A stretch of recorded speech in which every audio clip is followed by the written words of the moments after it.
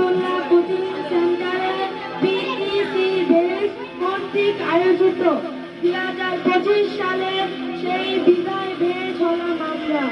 সকলের প্রতি আমার আন্তরিক সালাম, আসসালামু আলাইকুম। অদূর পুষ্প নাই মুখে মুখে সবার বিষণ্ণতা, আজই মোদের বিদায় যত্ন করেছে কৃষ্ণ পাতা, বিদায় ঘণ্টা কাজ তুলেছে লন্ডন খানে।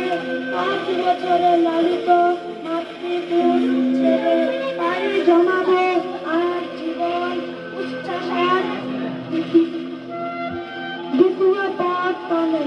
দীর্ঘ 5টি বছরের ঘাত প্রতিঘাত এবং বাধা অতিক্রম করে আজ আমরা বিদায়ের দ্বার প্রান্তে। সেই প্রথম দিন থেকে আমরা বরকতুল্লাহ স্যারের সাথে কাটানো সময় স্মৃতির অ্যালবামে। আমরা এখন বরকত স্যারের এই কোচিং সেন্টার থেকে বিদায় পাচ্ছি। চলে যাব আমরা, থেকে যাবে স্মৃতি। এখন থেকে বৃষ্টির দিনে স্যারের সাথে আর হবে না কানে মুখি জ্বালা। পড়ালেখা নিয়ে করবে না আর কেউ করা শাসন। এখন থেকে আর কেউ নিবে না আমাদের সাপ্তাহিক আর মাসিক পরীক্ষা।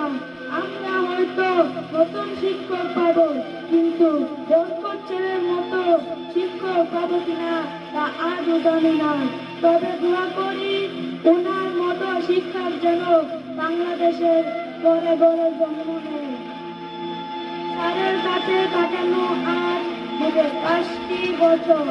সেই স্যারকে ছেড়ে চলে যেতে ভাবতে ভিতর কেমন জানি করছে। চলে যেতে চাই না এ মন, তবুও চলে যেতে হয়। স্যার, আমরা আপনাকে অনেক মিস করব।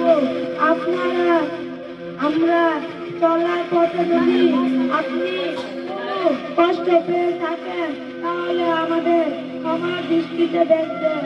এ বলে আমি আমার বক্তব্য শেষ করলাম। আসসালামু আলাইকুম।